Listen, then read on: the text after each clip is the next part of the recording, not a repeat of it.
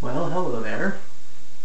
I'm Scott. I've been doing ketogenic diet for over 3 years, and I'm going to just go through some of the things I've learned on doing the diet, some mistakes, some good things, and like what I eat.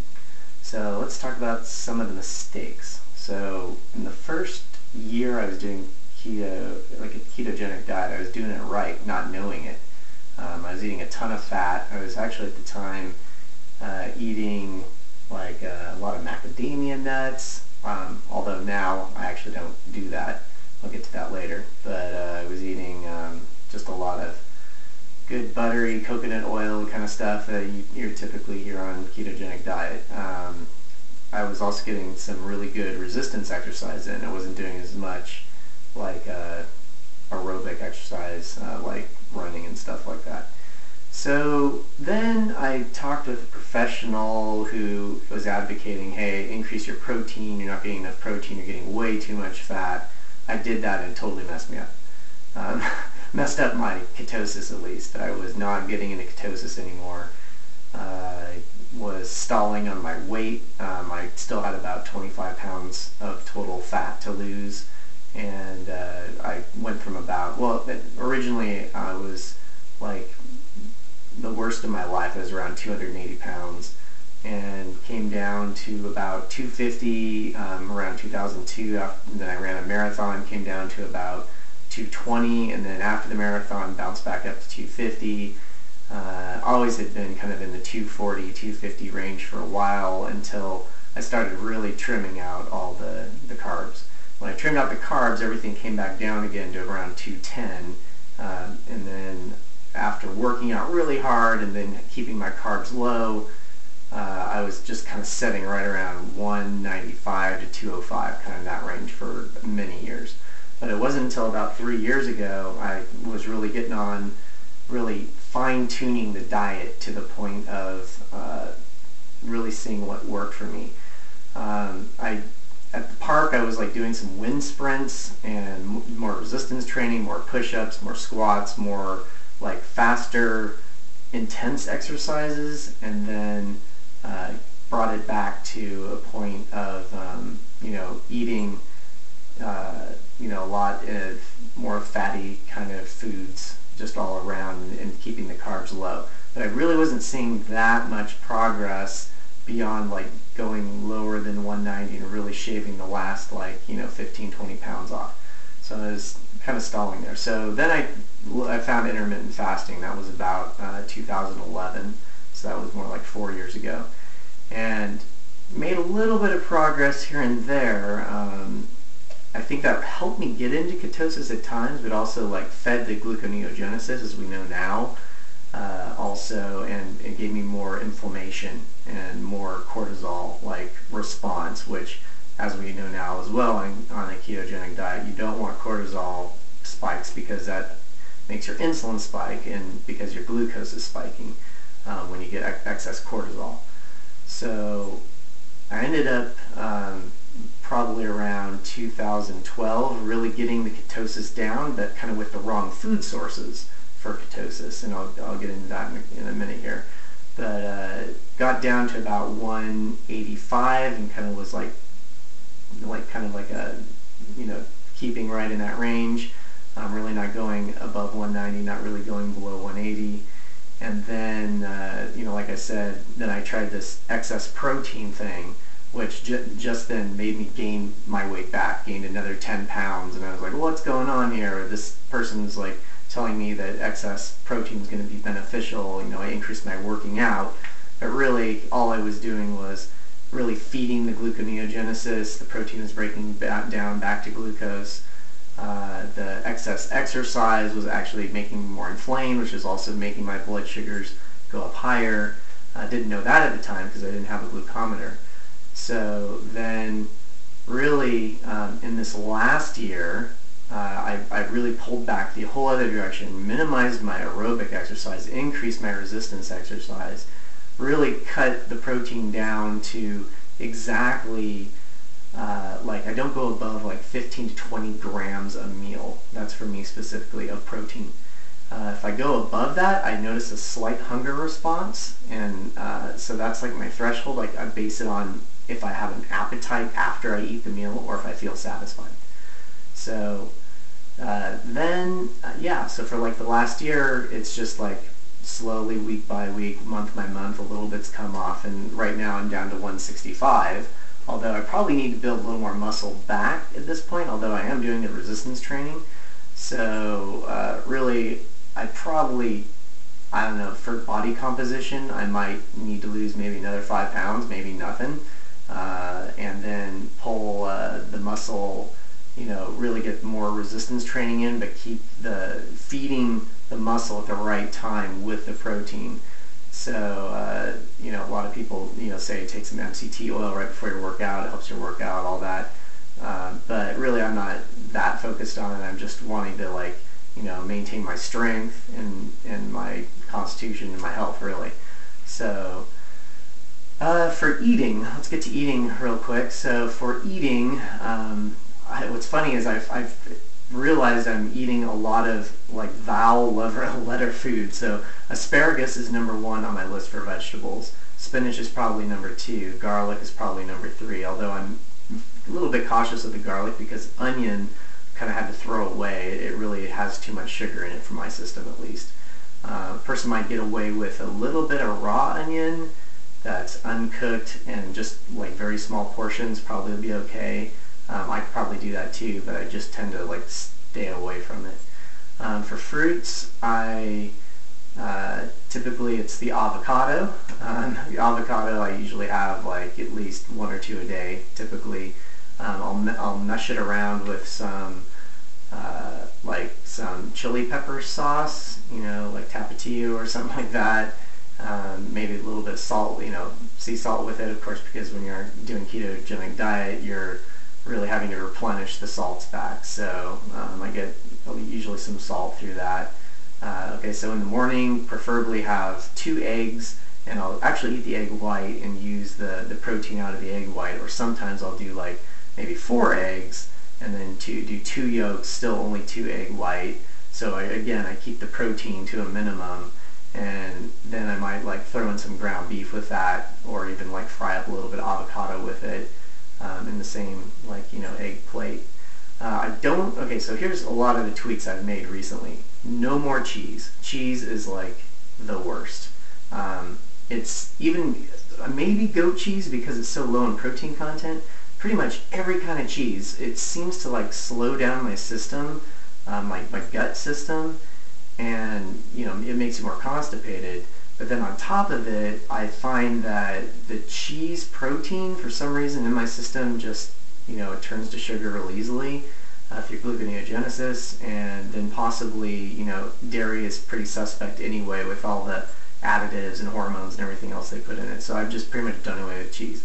So I also threw away my coffee 6 months ago, and that made a huge difference. I was plateauing right around 175, and once I threw away my coffee, man, there was 2 culprits there. Once I threw that away, it's within 2 or 3 weeks, I was already down to 170, and then a month later, bam, I was, back down into 160s.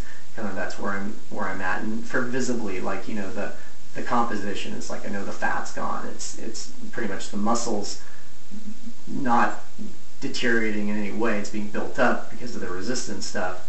And now it's just that little teeny bit of fat left, which is wonderful at this point. But yeah, so the good thing is that olives, again, another vowel food. I do a lot of green olives, some black olives, but I use them as a snack because they're just all fat. Occasionally I'll do a little bit of pickles, like dill pickle with that, maybe very slightly, just a little bit. And then I also, for a snack, which is kind of funny, is I'll mix in an avocado, maybe an avocado with some broccoli sprouts. I grow my own sprouts, so I get some in there, and I don't see any sugar spiking or anything in that on the glucometer when I do the snack with the olives and avocado. Again, it's really high fat with some veggies kind of added on the side. I do stay away from carrots. I don't stay away from celery. Actually, one of my favorite dishes is I'll chop up some asparagus, chop up some celery, throw some ground beef in there, put some chicken broth or a little bit of bone broth in with that to kind of simmer it, very low heat, but I'll simmer it for maybe like 12 minutes or so, and then throw some garlic in with it, some sea salt, and then chili pepper sauce again on top of that, and it's a super savory, delicious, construction of a meal. So what other things do I do? I guess I did do some coconut milk in the past, where you can take that cans of the coconut milk, put it in the refrigerator or the freezer or refrigerator, and it settles all the fat on top, and you can throw out the water that's all sugary at the bottom. That stuff though is a little bit suspect for me because it makes my stomach feel a little queasy for some reason. So I've tended to stay away from it. It might be fine for the people, but for me, I just, maybe for some ice cream it would be good, but who knows. So for drinks, it's basically carbonated water with a lot of lemon. I start my day with lemon. You don't have to worry about glucose spiking at all on lemon or lime, but I like to dilute it because the lemon juices in your teeth, enamel, all that, you can feel it like working on the enamel. So it's, I take it real fast and then wash my mouth out pretty good, because I love lemon, but it's just, I do a lot of lemon. I probably eat like 2 or 3 lemons a day. So I just don't want to risk the decalcification or the enamel, whatever's going on there. Apple cider vinegar, by the way, is an interesting thing for me, is that I've known for many years that it decalcifies it. You can put it in your toilet to decalcify the stuff on your toilet ring.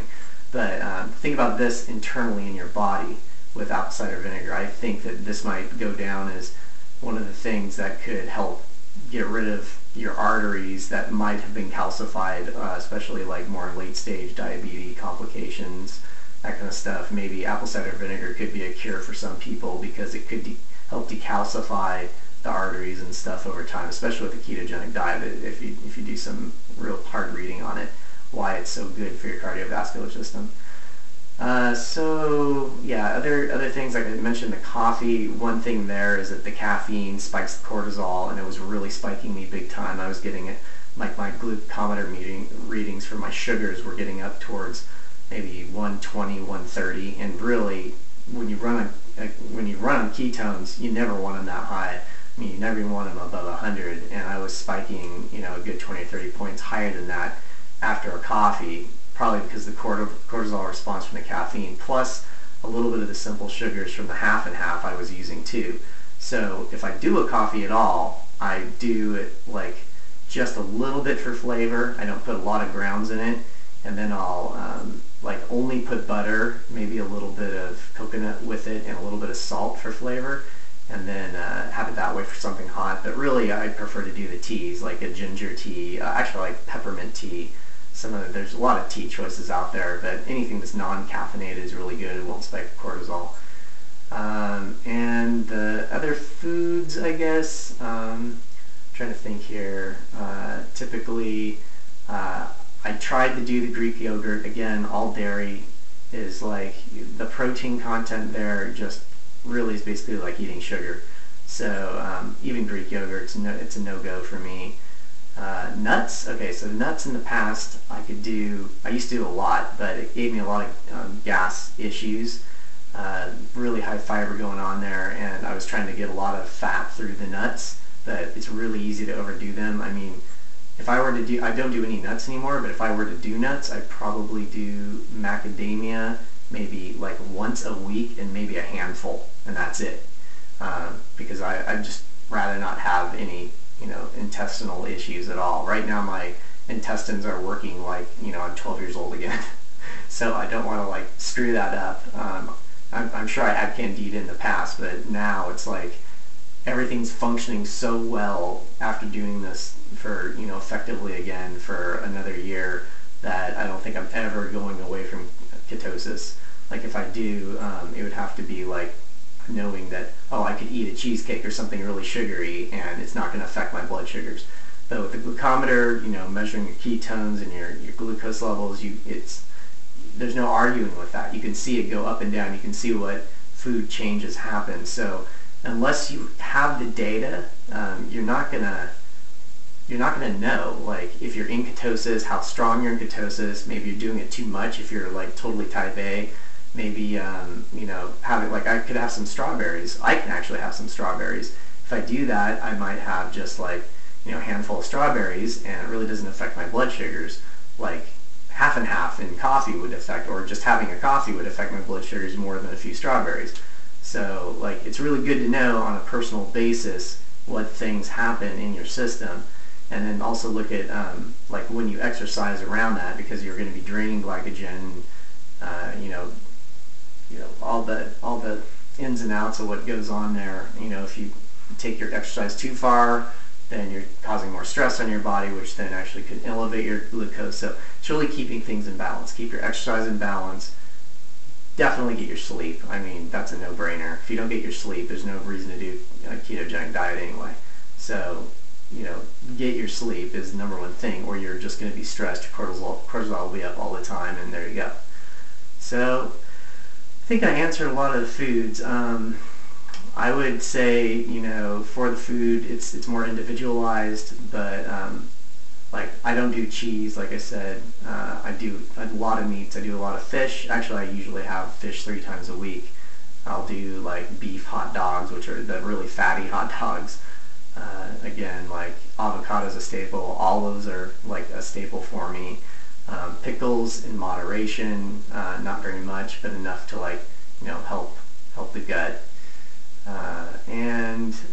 Yeah, I stay away from all the starchy veggies. You know, it's a no-brainer there. Stay away from the onions, stay away from the carrots, and be careful with like squash and pumpkin, that kind of stuff too. Of course, the potatoes, sweet potatoes, I don't do. I don't even want to risk certain keto recipes out there that claim that, you know, you can do this kind of cooking to the potato and it's all good. But I would have to test that in my system and see if I'm getting what glucose hits after doing it. I would suspect that in a lot of people they would. Some people might get away with it. So I guess I'll end it here.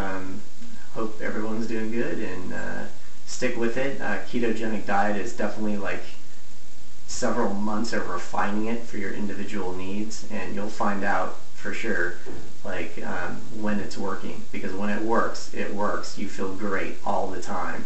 You don't have, like, I feel even, I don't have mood swings anymore. All that's like in the past. So unfortunately, you know, it's meant, the big thing is you got to cut the chocolate. If you're still eating chocolate, you think it's wonderful. I mean, you have to look at the sugar content, the caffeine content.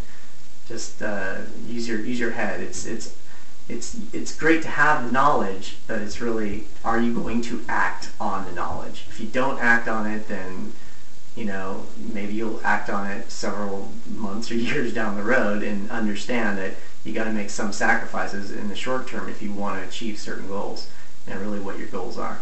All right, have a good one. Talk to you guys later.